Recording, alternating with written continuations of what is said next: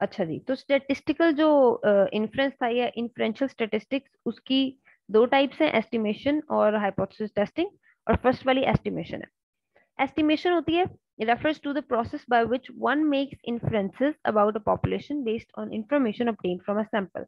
जैसे हम लोगों ने प्रोबेबिलिटी में पढ़ा था ना, प्रोबेबिलिटी में तो खैर हम लोग पूरा का पूरा अंदाजा लगाते थे ना कि ऐसा हो भी सकता है, ऐसा नहीं भी हो सकता। ठीक है, अगर मौसम को देखा है हमने तो हम आसमान को देख के अंदाजा लगा रहे थे कि बारिश हो भी सकती है, नहीं भी हो सकती। ठीक है, एस्टिमेशन के अंदर इसकी जो एग्जांपल्स होती हैं उनसे थोड़ा बहुत इसमें डिफरेंस आ जाता है, लेकिन स्टैटिस्टिक्स जो है उसमें ज्यादातर आपने अगर पढ़ा हो, जो प्रोबेबिलिटी की जितनी भी हम लोगों ने टाइप्स पढ़ी थी उन सब में कहीं ना कहीं बहुत माइनर सा डिफरेंस था, ज्यादातर सारी चीजें सिमिलर हैं। लेकिन इनमें डिफरेंस कहाँ पे आता है, जहाँ पे इनकी एग्जांपल्स आती हैं। एग्जांपल्स, क्योंकि एक चीज ये हर चीज को एक्सप्लेन नहीं कर सकती ना, एक चीज की एक एग्जांपल है, फिर दूसरी चीज की अगर एग्जांपल ले रहे हैं, हो सकता है वो आपस में उनकी डेफिनेशंस मैच करती हो, उनकी एक्सप्लेनेशंस मैच करती हैं, लेकिन उनकी एग्जांपल्स डिफरेंट हो जाती हैं। ठीक है, तो ये जो एस्टिमेशन है उसके अंदर हम लोगों ने क्या करना है, एक पॉपुलेशन है, उसके अंदर हम लोगों ने जितनी भी उस पॉपुलेशन का इंफॉर्मेशन ली है, उसके अंदर से कोई सैंपल ले लिया, उसका हमने इन्फ्रेंस निकालना है किस बेस पे, एस्टिमेशन की बेस पे। एस्टिमेशन होती है ना कि हमने अंदाजा लगाया या फिर फर्ज कर लिया। अच्छा, एस्टिमेशन को उन्होंने दो टाइप्स में आगे डिवाइड किया, पॉइंट एस्टिमेशन होती है या फिर इंटरवल एस्टिमेशन होती है। इसको आप लोग आई थिंक यहाँ से रहने दें, अच्छा यहाँ पे हम लोग इसको मैं रीडिंग कर लेती हूँ, इससे जो नेक्स्ट वाला पेज है ना उस पे आप लोगों को ये पॉइंट और इंटरवल एस्टिमेशन क्लियर हो जाएगा। Statisticians use sample statistics to estimate population parameters. For example, sample means are used to estimate population means, sample proportions to estimate population proportions। वही बात के जो हम लोगों ने पीछे पढ़ी थी कि अगर पॉपुलेशन है और उसके अंदर से हम लोगों ने किसी एक पूरी पॉपुलेशन की अगर इंफॉर्मेशन हम लोगों ने किसी चीज के बारे में लेनी है, तो हमने क्या करना है, उसके अंदर से सैंपल निकाल लेना है। सैंपल की जो इन्फॉर्मेशन होगी वही पॉपुलेशन की होगी। रिप्रेजेंटेटिव है ना, जैसे मैंने आप लोगों को एक एग्जांपल दी थी, एक बच्चा जो कि डिबेटिंग करता है।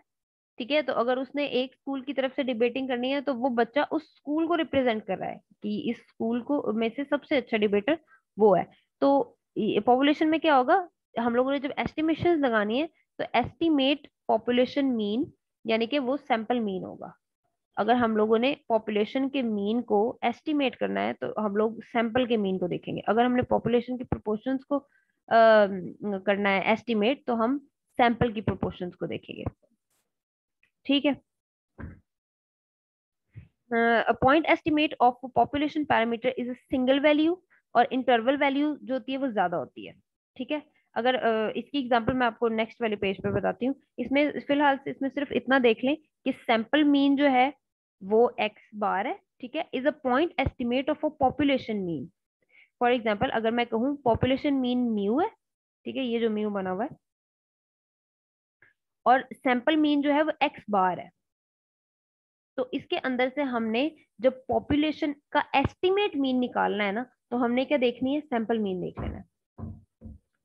और इसी तरह से प्रोपोर्शन भी है कि अगर हम लोगों ने पूरी की पूरी पॉपुलेशन का प्रोपोर्शन देखना है, जिसको हम लोग कैपिटल पी से डिनोट कर रहे हैं, तो एस्टिमेट प्रोपोर्शन पॉपुलेशन का देखने के लिए क्या देखेंगे, सैंपल का प्रोपोर्शन जो कि स्मॉल पी से डिनोट हो रहा है।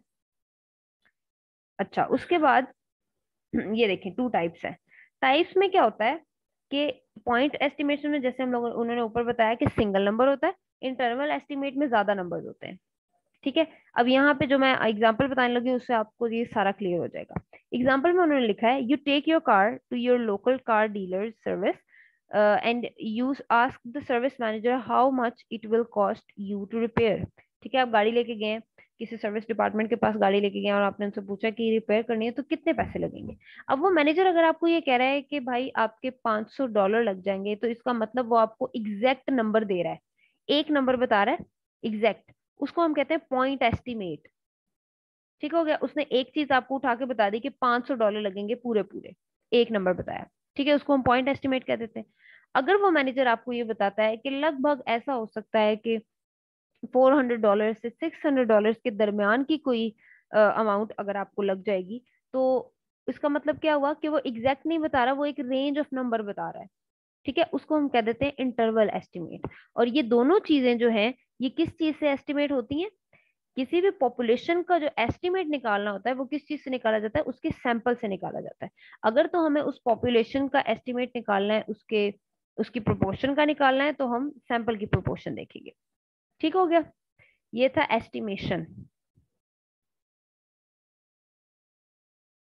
उसके बाद ऊपर सबसे ऊपर वाली फर्स्ट जो हम लोगों के पास स्लाइड थी, इसके अंदर हम लोगों ने क्या देखा है, एस्टिमेशन के ही आगे इसका पॉइंट एस्टिमेट है और कॉन्फिडेंस इंटरवल्स है। ठीक है, पॉइंट एस्टिमेशन में तो हम लोगों ने पॉइंट इंटरवल और इंटरवल एस्टिमेट पढ़ लिया।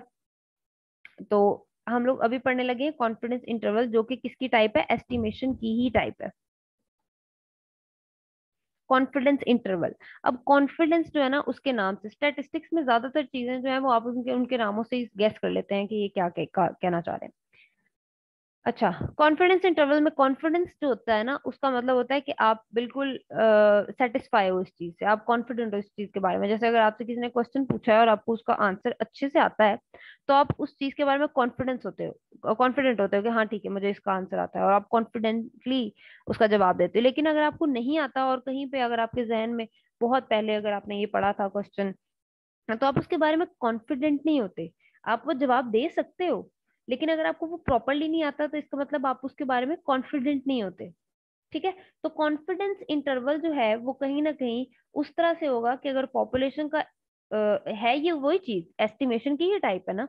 तो एस्टिमेशन में हमने क्या किया था, हमने पॉपुलेशन की किसी भी चीज को एस्टिमेट करने के लिए किस चीज को उठाया था, सैंपल को उठाया था। तो हमने यहाँ पे क्या करना है कि उस पॉपुलेशन की अगर प्रोपोर्शन को बिलफर्ज हम लोगों ने एस्टिमेट करना है, तो हम क्या करेंगे, हम वो वाला सैंपल लेंगे जिसके बारे में हम कॉन्फिडेंट है। ठीक है, हम कॉन्फिडेंस इंटरवल में सैंपल की सिलेक्शन करते हैं, और वो सैंपल भी इस तरह का, या फिर कोई भी अगर वैल्यूज हैं या कोई भी रिजल्ट्स हैं, इन्फ्रेंसेस हैं, वो इस तरह से हम निकालते हैं जिसके बारे में हम 95 to 99% कॉन्फिडेंट हो कि हाँ ये ठीक बात है। ठीक है, अच्छा, confidence interval in statistics refers to the probability that a population parameter will fall between a set of values for a certain proportions of time।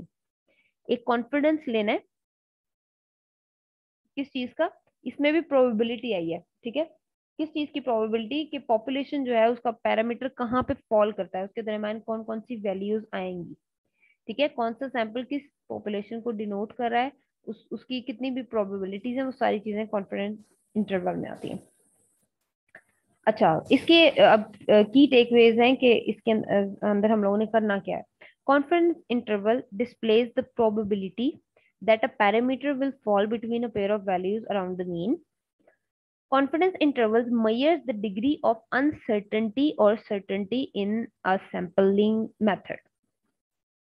Uncertainty होती है जिसके अंदर थोड़ी सी गैर यकीनी आती है, और सर्टेनिटी होती है जिसके अंदर यकीन होता है, थोड़ा सा कॉन्फिडेंस होता है। ठीक है, तो कॉन्फिडेंस इंटरवल जो है वो क्या करता है, सैम्पलिंग मेथड को के बारे में बताता है कि ये कहाँ लाई करती है, ये सर्टेनिटी है या फिर अनसर्टेनिटी की डिग्री है।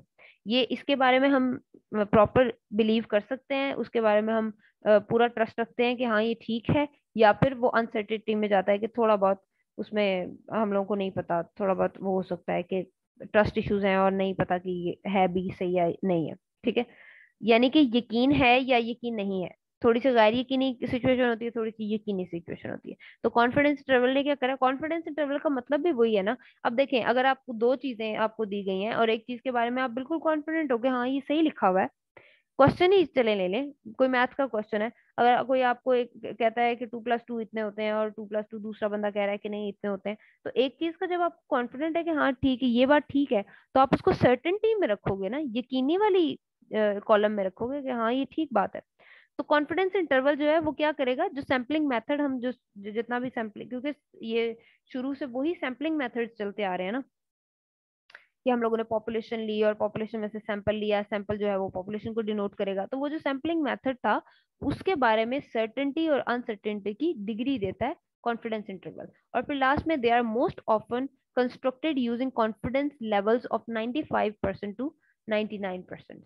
ठीक है, जो हमारे पास ज्यादा कॉन्फिडेंट, जिस चीज के बारे में हम ज्यादा कॉन्फिडेंट होंगे, उस चीज को हम कहेंगे कि ये कॉन्फिडेंस इंटरवल है उस पॉपुलेशन के लिए, और या फिर कोई सैंपल अगर है उसके बारे में अगर हम लोगों को वो थोड़ा वेट में अच्छा लग रहा है कि हाँ ये वाला सैंपल इस पॉपुलेशन को डिनोट करना चाहिए, क्योंकि सैम्पलिंग टेक्निक्स में अगर आप लोगों को याद हो तो हमने बहुत सारे सैंपल्स पढ़े थे, ठीक है। सैम्पलिंग टेक्निक्स में हम लोगों ने सैंपल्स की टाइप्स पढ़ी थी आगे, फिर हम लोगों ने उसमें कैसे किया था कि एक पॉपुलेशन के अगर हम लोगों ने 2 सैंपल बनाए तो हम उन 2 को फर्दर भी सैम्पलिंग करके और भी छोटे छोटे सैंपल्स बना सकते हैं, ग्रुप्स बना सकते हैं, ठीक है। तो कॉन्फिडेंस इंटरवल में से हम लोगों ने क्या निकालना था कि वो वाला सैंपल जिसके बारे में हम कॉन्फिडेंट हैं कि वो उस पॉपुलेशन को डिनोट कर सकता है या फिर उसकी प्रोपोर्शन को अच्छा डिनोट कर सकता है, ठीक है। और यहाँ पे लास्ट पे उन्होंने एक लाइन लिखी हुई है, confidence interval tells you how confident you are in your result, आप अपने रिजल्ट्स में कितना कॉन्फिडेंट है। विद एनी सर्वे और experiment you are never 100% sure that your results could be repeated. If you are 95% sure or 98% sure, that's usually considered good enough in statistics. तो उसको फिर that percentage of sureness is called confidence interval, ठीक है। ये आखिरी जो 3 लाइनें इससे थोड़ा सा ज्यादा क्लियर हो जाता है कि कॉन्फिडेंस हम किसी भी कोई भी अगर हम रिसर्च कर रहे हैं या कोई ऑब्जर्वेशंस कर रहे हैं, कोई हाइपोथेसिस डिराइव कर रहे हैं, थेरीज भी इवन कोई है ना, तो उनमें 100% श्योरिटी कभी भी नहीं होती, क्योंकि इख्तलाफ तो हर जगह आ जाता है। तो अगर हम लोग अपने किसी भी ऑब्जर्वेशन के बारे में अगर किसी चीज अगर बिलफर्ज पॉपुलेशन ली है उसके बारे में अगर हम 95 to 98% भी श्योर है ना कि ये सैंपल ठीक है, तो इसका मतलब कि वो जो नियरली होता है ना ये अच्छा समझा जाता है स्टेटिस्टिक्स में, तो उस परसेंटेज को हम कह देते हैं कि ये कॉन्फिडेंस इंटरवल है, ठीक हो गया। एस्टिमेशन, और एस्टिमेशन के बाद हम लोग उसमें पॉइंट इंटरवल पढ़ते हैं और कॉन्फिडेंस इंटरवल पढ़ते हैं। कॉन्फिडेंस इंटरवल हमारा कंप्लीट हो गया। उसके बाद स्टेटिस्टिकल जो इन्फ्रेंस है या फिर इन्फ्रेंशियल स्टेटिस्टिक्स जो है उसकी दूसरी टाइप हमने क्या देखी थी ऊपर, हाइपोथेसिस टेस्टिंग। तो अब हमने हाइपोथेसिस को टेस्ट करना है। अच्छा जी, हाइपोथेसिस क्या हो सकता है, जैसे कि अगर मैं बिलफर्ज या कोई भी साइंटिस्ट किसी चीज के बारे में हाइपोथेसिस देता है, हाइपोथेसिस एक ना टेंटेटिव स्टेटमेंट होती है, उसकी कोई भी कंफर्मेशन नहीं होती कि ये ठीक है या नहीं है। तो हाइपोथेसिस किसी भी इंसान ने उठ के दिया किसी भी ऑब्जर्वेशन की बेस पे, अगर मैं ये कहती हूँ कि अच्छा हमारे पास एक ड्रग है जो कि हेडेक के लिए अच्छा काम करेगा, ठीक है। अगर कोई लैब में मेडिसिन बना रहा है और वो मेडिसिन के बारे में ये कह रहा है कि ये वाली जो मेडिसिन है ना ये हेडेक के लिए बहुत अच्छी काम करेगी, उसने सिर्फ हाइपोथेसिस दिया, उसने एक्सपेरिमेंट नहीं किया अभी, ठीक है। एक्सपेरिमेंट नहीं किया इसका मतलब वो मेडिसिन उसने किसी को खिला के नहीं देखी, किसी के पहले से सर में दर्द हो रहा हो उसको खिला के देखे, अगर उसका सर का दर्द हट जाता है तो वो ये कंफर्म करेगा कि हाँ उसका हाइपोथेसिस ठीक था, ठीक है। जैसे हम लोग 9th में भी हाइपोथेसिस वाला चैप्टर, सेकंड चैप्टर जो जिसमें पढ़ा करते थे कि मलेरिया जो है वो किस चीज से कॉज होता है, प्लाज्मोडियम से, और प्लाज्मोडियम जो है वो किसमें होता है, मॉस्किटोज में, ठीक है। ये हाइपोथेसिस ही दिए थे ना उन सब लोगों ने, और फिर वो फर्दर आगे उनकी रिसर्चेज होती गई, एक्सपेरिमेंट्स होते गए, और फिर फर्दर जब उनकी टेस्टिंग हुई, हाइपोथेसिस की टेस्टिंग हुई, तो फिर उसके बाद एंड पे जाकर उन्होंने थ्योरी दी थी एक पूरी की पूरी, और वो किस चीज पे बेस करती थी, वो बेस हाइपोथेसिस पे करती थी, लेकिन एक्सपेरिमेंट्स के बाद उस हाइपोथेसिस को टेस्ट करने के बाद। तो हाइपोथेसिस जो टेस्टिंग होती है ना स्टेटिस्टिक्स में भी वो सेम वैसी ही है, कि हाइपोथेसिस जो अगर किसी ने स्टेटिस्टिक्स के बारे में दिया, अगर किसी पॉपुलेशन के बारे में यह हाइपोथेसिस दिया जा रहा है कि उसके अंदर से ये वाला सैंपल जो है जिसके अंदर ये क्वालिटीज हैं वो अच्छा निकलेगा, ठीक है, तो उस चीज को पहले टेस्ट करना पड़ेगा। अगर अगर मैं ऐसे ही बैठकर कह दूं कि हाँ वो वाला फलां स्कूल है और फलां स्कूल में इतने बच्चे जो हैं वो मुझे लगता है कि वो अच्छी डिबेट कर सकते हैं, मैंने हाइपोथेसिस दिया है, जब तक मैं वहां जाकर उन सब पे एक्सपेरिमेंट नहीं करूंगी, उनको सुनूंगी नहीं, वो सारा प्रोसीजर से नहीं गुजरूंगी, तो मुझे नहीं पता चलेगा कि ऐसा मैंने जो कहा था वो आइदर वो सही भी है या नहीं है, ठीक है। तो उसको हम कह देते हैं हाइपोथेसिस टेस्टिंग। अच्छा, hypothesis testing is an act in statistics whereby an analyst tests an assumption regarding a population parameter. The methodology employed by the analyst depends on the nature of the data used and the reason of the for the analysis. अच्छा, ऊपर उन्होंने क्या बताया कि hypothesis testing में वही बात जो मैंने आप लोगों को पहले बताई कि क्या करना है उन्होंने, जो एनालिस्ट हैं उन्होंने एक टेस्ट उसको एजम्पशन को टेस्ट करना है। एजम्पशन वही होती है ना कि आपने कोई भी बात किसी भी ऑब्जर्वेशन की बेस पे कह दी और उसके बाद उसको टेस्ट किए बगैर हम लोग उसको फर्दर आगे प्रोसीड नहीं कर सकते। यहाँ पे एजम्पशन किस चीज की हो रही है, ऑब्वियसली जिस चीज को हम ऑब्जर्व करें, और हम ऑब्जर्व किस चीज को करें, पॉपुलेशन को, क्योंकि सैम्पलिंग तो पॉपुलेशन की है ना हमने। अच्छा, hypothesis testing is used to assess the plausibility of a hypothesis by using sample data। Sample data यानी कि सैंपल जो पॉपुलेशन से हमने निकाला था उसको भी हमने इसमें यूज करना है। सच data may come from a large population or from a data generating process। The word population will be used for both of these cases in the following descriptions। अब हम इसके जब की टेक अवेज देख लेते हैं कि इसमें हम लोग स्टेप्स कौन कौन से लेंगे, इसमें क्या क्या चीजें होंगी हाइपोथेसिस टेस्टिंग के अंदर। हाइपोथेसिस टेस्टिंग में सबसे पहले किस लिए यूज होती है कि वो असेस करती है plausibility of the hypothesis by using sample data. कि जो हाइपोथेसिस किसी पॉपुलेशन के बारे में अगर दिया है, अच्छा बिलफर्ज अगर किसी पॉपुलेशन के बारे में हाइपोथेसिस दिया है कि इस पॉपुलेशन के अंदर गरीबों की तादाद ज्यादा है या फिर अमीरों की तादाद ज्यादा है, या फिर कोई भी अगर उनके ऑब्जर्वेशन की पॉपुलेशन का मतलब कि एक एरिया में अगर कुछ स्पीशीज सेम स्पीशीज के लोग रह रहे हैं तो उसको पॉपुलेशन कह देते हैं ना। बिलफर्ज अगर मैं कहूँ कि एक हमारे सिटी में अगर एक पूरा का पूरा काफी सारा बड़ा मोहल्ला है, उसके बारे में कोई एस्टिमेशन दे देता है, कोई अगर हाइपोथेसिस डिराइव कर देता है कि यहाँ पे यहाँ के लोग इस तरह के हैं, ठीक है। तो जब तक उस हाइपोथेसिस की टेस्टिंग नहीं होगी, तो टेस्टिंग कैसे हो सकती है उस पूरे मोहल्ले, अब पूरे मोहल्ले में हर इंसान के पास जा जाके तो हम टेस्ट नहीं करेंगे ना कि आइदर वो जो जिसने हाइपोथेसिस दिया था वो बात सही है या नहीं सही, ठीक है। तो हम क्या करेंगे, वहां पे वहां का एक सैंपल लेंगे, कुछ लोगों को इकट्ठा करेंगे, वहां के लोगों को सैंपल लेंगे, और उस सैंपल पे हम जब टेस्ट करेंगे तो वो सैंपल जो है वो क्या करेगा, उस पूरी पॉपुलेशन के बारे में हमें कंफर्मेशन दे देगा कि हाँ ये बात सही थी या नहीं सही, ठीक है। तो ये क्या करता है, असेस करता है plausibility of the hypothesis by using sample data. Sampling को हमने यूज करना है। The test provides evidence concerning the plausibility of the hypothesis given the data. Statistical analyst tests a hypothesis by measuring and examining a, a random sample of a population being analyzed। वही बात कि उन्होंने random sample कोई भी लेना है, उसको examine करना है और उसके बाद उन्होंने हाइपोथेसिस जो है उसको कंफर्म कर देना है। अच्छा, उसके बाद ना यहाँ पे कुछ स्टेप्स उन्होंने बताए कि हाइपोथेसिस टेस्टिंग में कौन कौन से स्टेप्स यूज हो सकते हैं, ठीक है। फर्स्ट स्टेप जो है is for the analyst to state the two hypothesis so that only one can be right. अच्छा, अब वो ये कह रहे हैं कि पहला स्टेप क्या करना है, एनालिस्ट जो है उनको अगर एक किसी ने हाइपोथेसिस दिया है ना तो उसके ऑपोजिट ऑब्वियसली दूसरा भी कोई हाइपोथेसिस बनता होगा।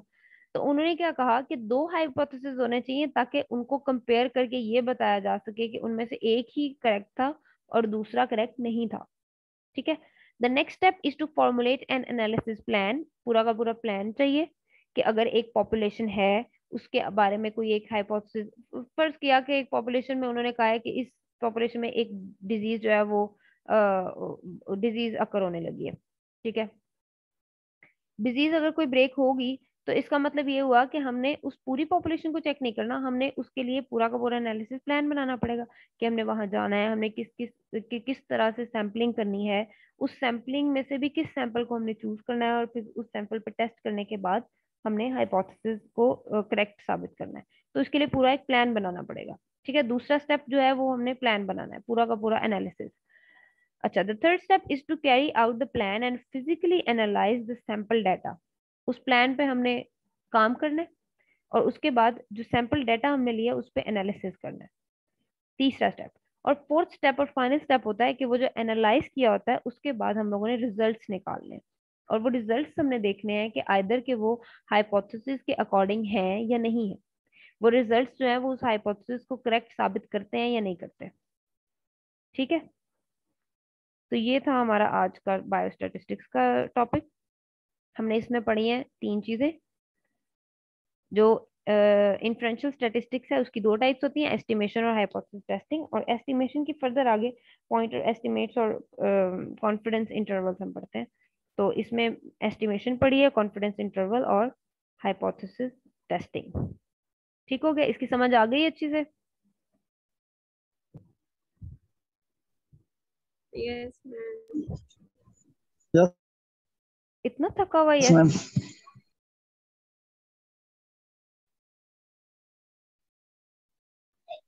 मुझको नींद आ रही है मैम।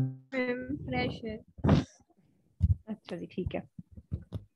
तो अब आप लोगों का ये एस्टिमेशन हो गया, confidence interval, testing of hypothesis, थोड़े बहुत टॉपिक्स है।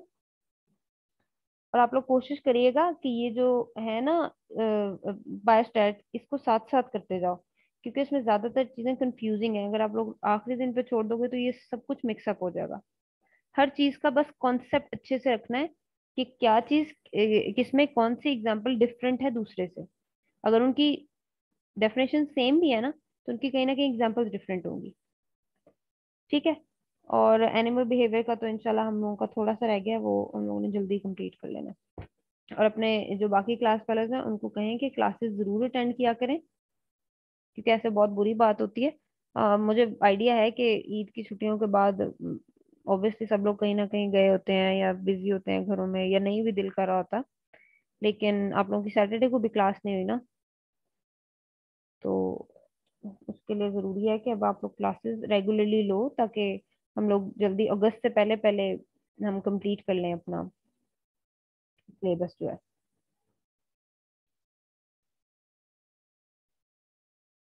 Okay ma'am. तो मैं आप लोगों की अटेंडेंस ले लेती हूँ और फिर हम क्लास एंड करते हैं।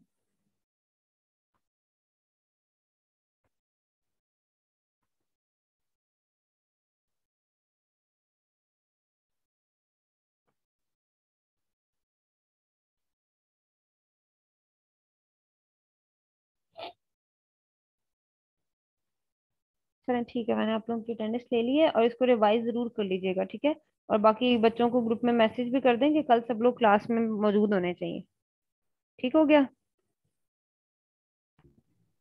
चलें यस ठीक ओके है। मैम। मैम। अल्लाह हाफिज। अल्लाह